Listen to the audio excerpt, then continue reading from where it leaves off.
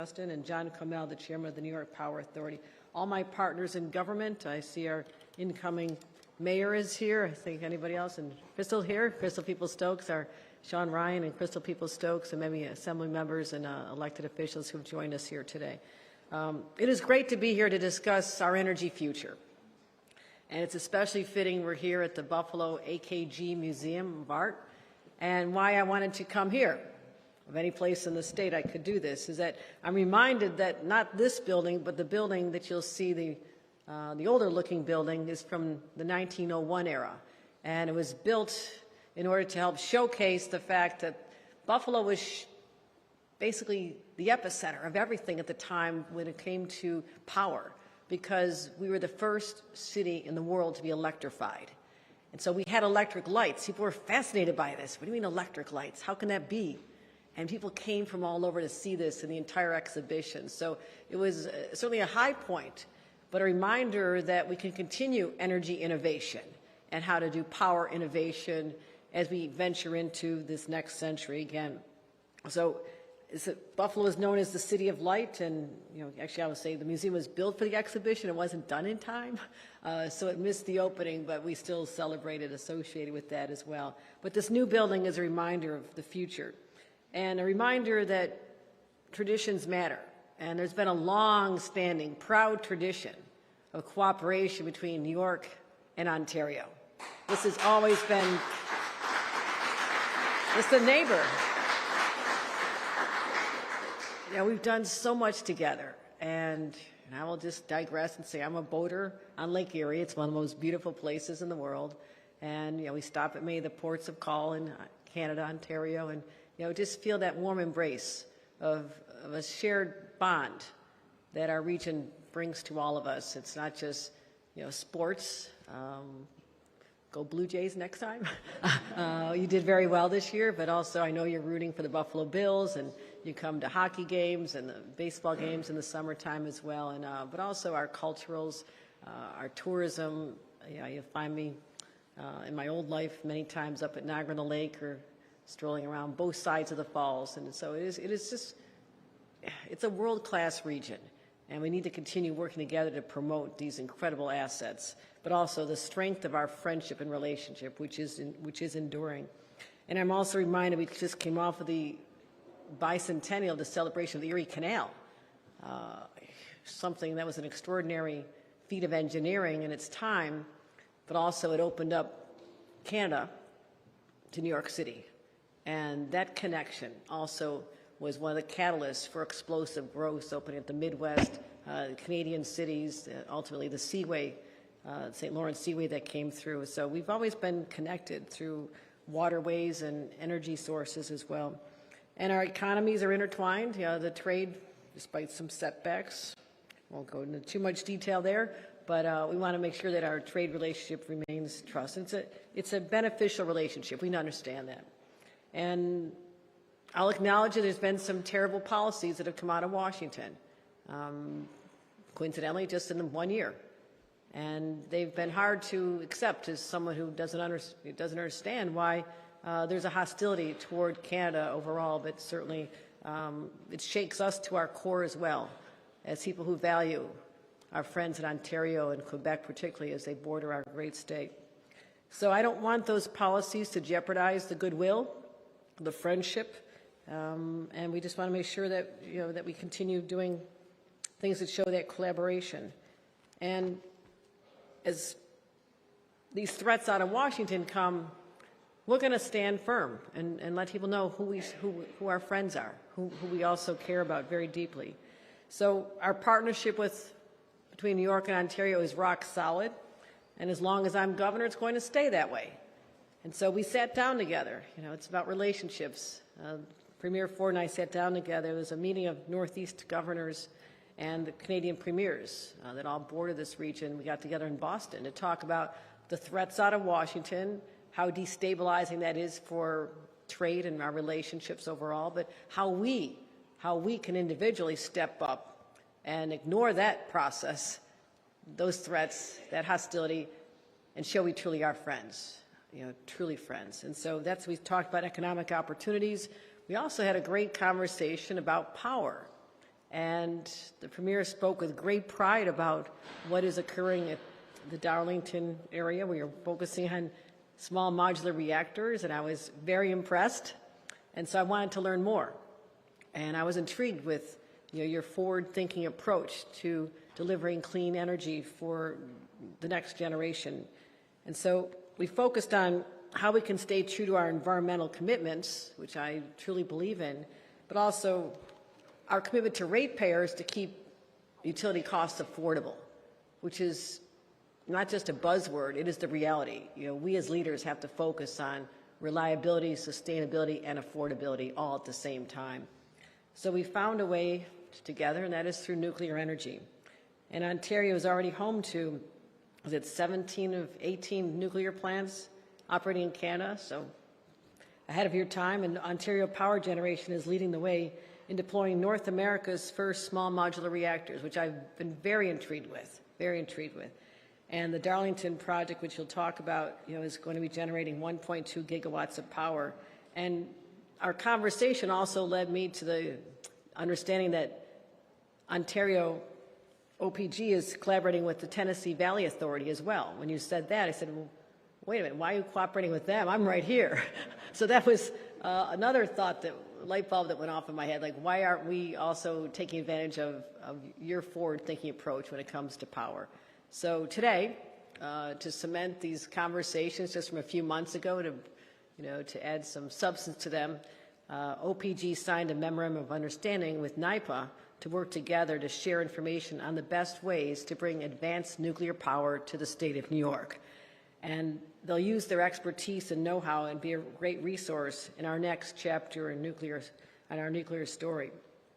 And the timing is perfect because it was last summer I charged NYPA, our executive director and our chairman and others to find a way to bring advanced nuclear power to upstate New York. And this will be the first plant in New York State in over a generation. And I wanted to do this because it's about reliability, affordability, but it's also the thousands of jobs that are created in the process. And I was excited about that prospect as well. And 1 gigawatt of nuclear power can power roughly 1 million homes without adding any carbon to the atmosphere. That's really significant. And it's around the clock. It's every day of the year. It's completely insulated from the threats of rising oil and gas prices. So I believe it can power the industries of tomorrow as we're leaning into, especially here in upstate New York. Micron, $100 billion investment to make semiconductor chips. The largest private sector investment in American history is going on just down the road in Syracuse. Right up the road in Buffalo, University of Buffalo, we have $500 million being invested in Empire AI, artificial intelligence for public good. So we need the power source. We want to do all this. Our ambitions are broad. They're exciting. But we don't power it. It doesn't work. And that's the challenge that we've embraced. And we're moving with great speed. I'm very impatient. And I want this to happen. I know there's traditionally been hurdles. Our state has right now 3 nuclear plants operating. They're all up on Lake Ontario. And one is actually the oldest operating nuclear facility in the United States, going strong and safe since 1969. But it's time for us to bring new nuclear technology into the 21st century. I've spoken actually to President Trump about this in the White House and talked about the fact that people aren't embracing nuclear because there's a perception it is a long, arduous process, even a decade, to get approvals. And we gleaned that over 7 of the 10 years it takes to get nuclear approvals are at the federal level. So he has agreed to find ways to approach that with more urgency. We are working closely with the federal administration in this particular area. And I want to make sure that everyone knows that we'll bring down the barriers and the costs. That's important. But also, this is not your grandmother's and your grandfather's nuclear. This is advanced. This is state-of-the-art. This is safe. This is safe. And it has automatic safety systems and enhanced containment and very rigorous environmental safeguards. So since the last 6 months when I directed NYPA to build 1 gigawatt of new nuclear capacity, we've moved aggressively to realize that vision. The deadline for requests for information passed just last week, and I'm happy to announce that there are 23 developers who've expressed an interest in developing nuclear project with NIPA. That's extraordinary. That's beyond what I could have imagined. That's a new era for nuclear power in the state of New York. And 8 communities have expressed interest in hosting a plant. Also a very positive development. So what we want to do is make sure we also have the workforce to be able to do all this exciting work. And I've announced $40 million over the next 4 years in new funding for NIPA to launch a specialized nuclear workforce training program with our unions and our universities. So that's how we'll meet the demand, by focusing now on the training required so we have the workforce in place. And we've made some strategic hires at NIPA. Christopher Hansen, the former chair of the U.S. Nuclear Regulatory Commission, was hired as a senior consultant to help us navigate that federal licensing. And I'm sorry I took Todd Josephowski, hired as our Senior Vice President of Nuclear Development, formerly the project director at Darlington. Which are already underway, so we need some help. Okay, you're good with that? So he'll make sure that just as happening at Darlington, which he'll talk about, is that the constructional process very quickly. So the first phase is being licensed this year. Will be on track and operational. Our goal is to be within 5 years, not 10, but 5 years. And so we're excited about this and bringing a closer relationship. And in a couple minutes, Premier Ford and I will sign a declaration of intent to reaffirm and strengthen our historic bonds. We'll show the world that we have no tolerance for policies that are intended to drive us apart. We look forward to working together through this particular opportunity and many, many more as we focus on the sharing of opportunities and resources and intellect and expertise that will help bolster both of our economies and keep us strong and to keep the lights on. So thank you very much, everyone. Appreciate you joining us. And I'd like to introduce now Premier Doug Ford. Thank you.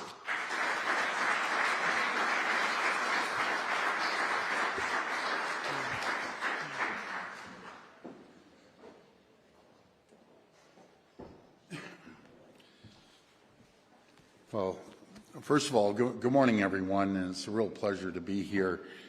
But before I begin, we had a little bit of a tragedy up in just an hour from here, up in Welland. One of our police officers got shot in the chest, and they're in the hospital. The officer, she's a wonderful person. She's going to survive.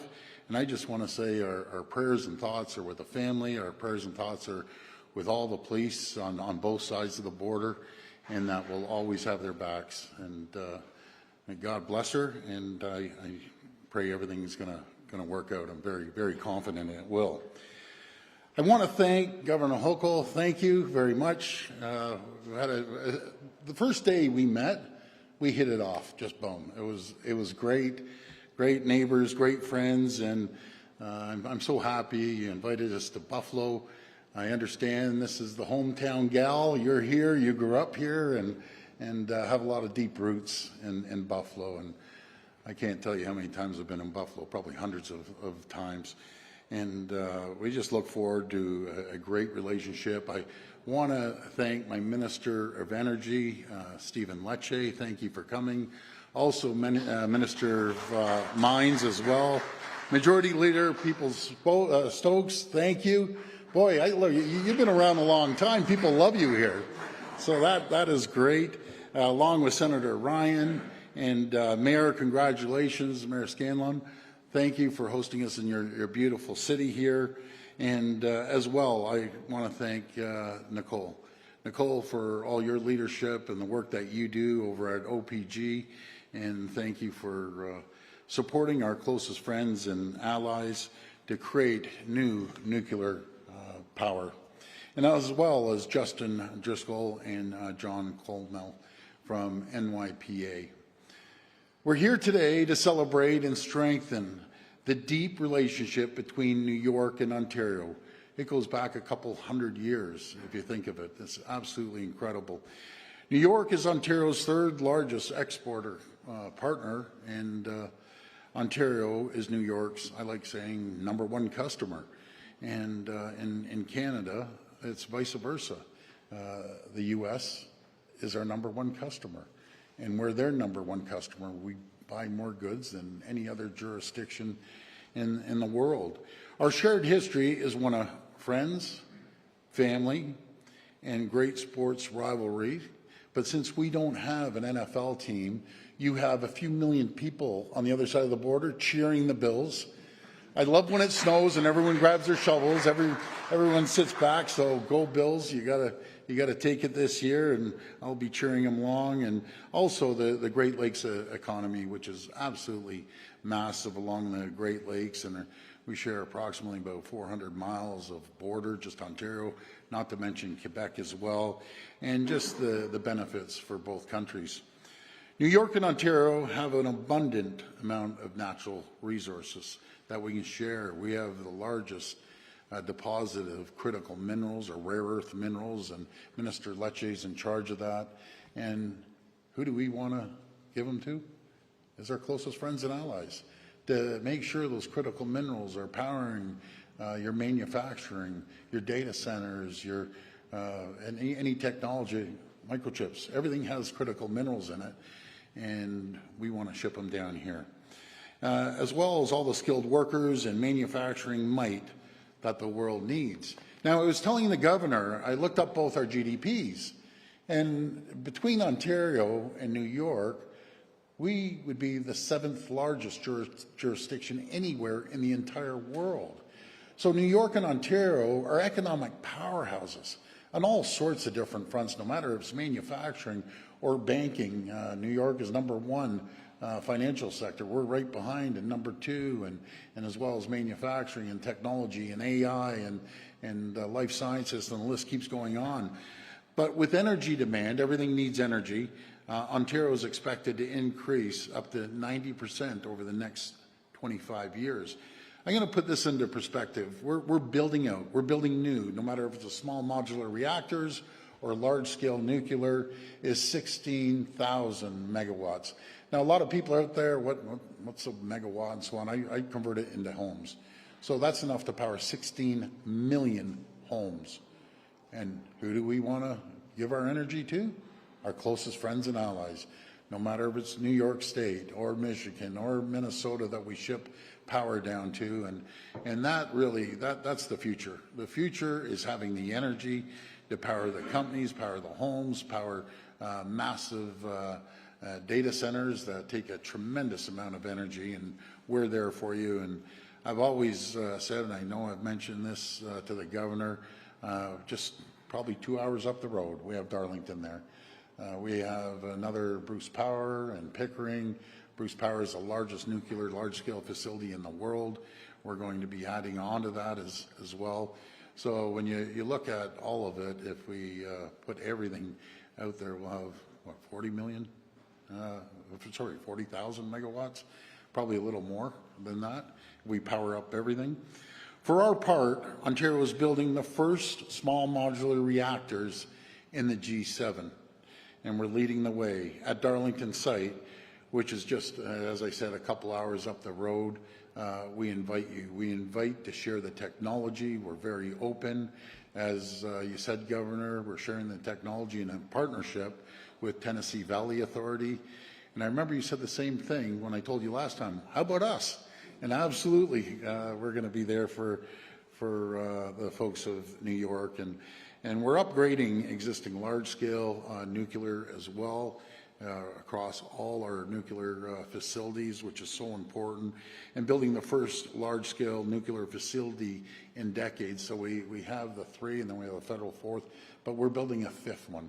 It's going to be the largest, one of the largest in the entire world. And I agree with yourself, Governor, and I mentioned this to the Prime Minister when I saw him yesterday, that let's cut this red tape, let's cut regulations, let's start moving.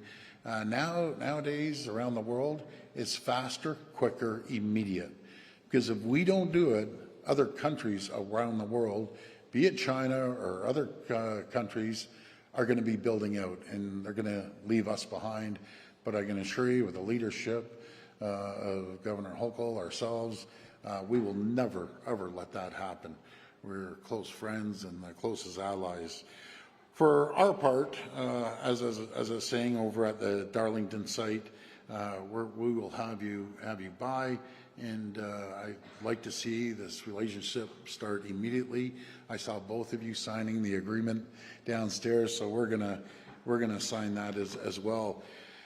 And that's why I'm so thrilled to be here today to sign this historic, and I emphasize historic, energy agreement that's never been done before with New York and Ontario. This deal will see Ontario share our world-class expertise in large-scale reactors as well as the small modular reactors with the great state of New York.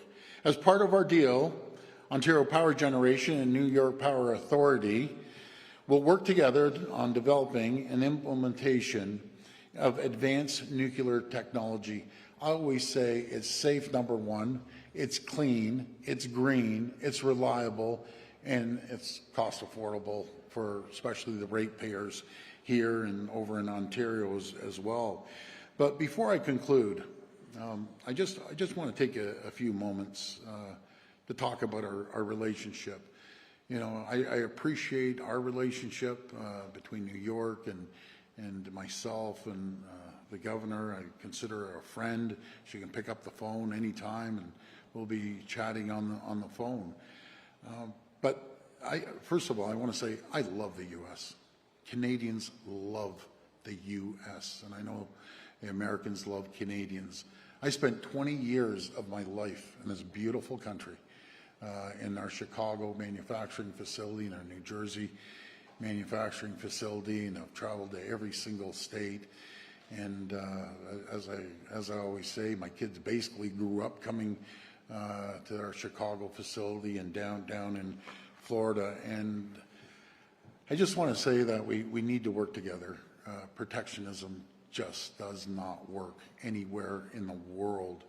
I call it AmCan Fortress, American Canadian Fortress, that we put a ring around the two countries. We continue trading with our allies around the world, but make our countries the safest, wealthiest, richest, most two prosperous countries in the world.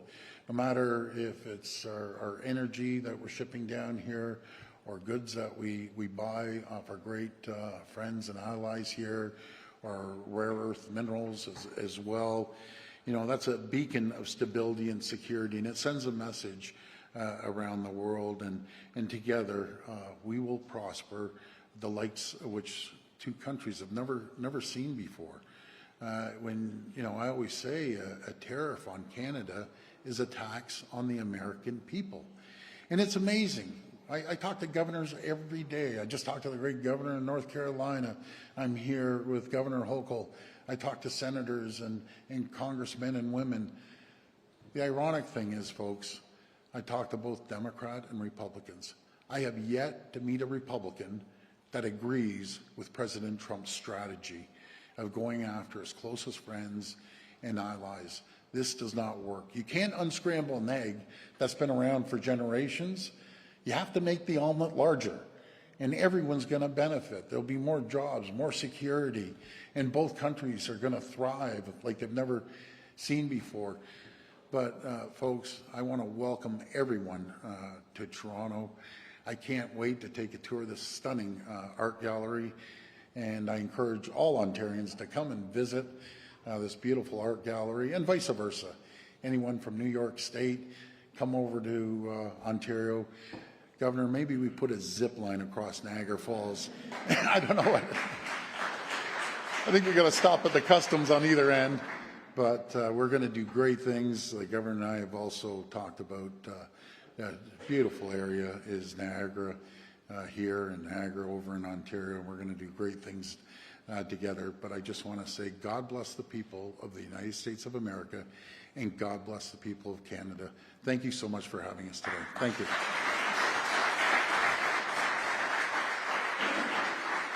Please remain seated as the Governor and Premier sign the Declaration of Intent. Will Nicole Butcher, Minister Stephen Lecce, Justin Driscoll, John Colmel, please join the Governor and Premier on stage.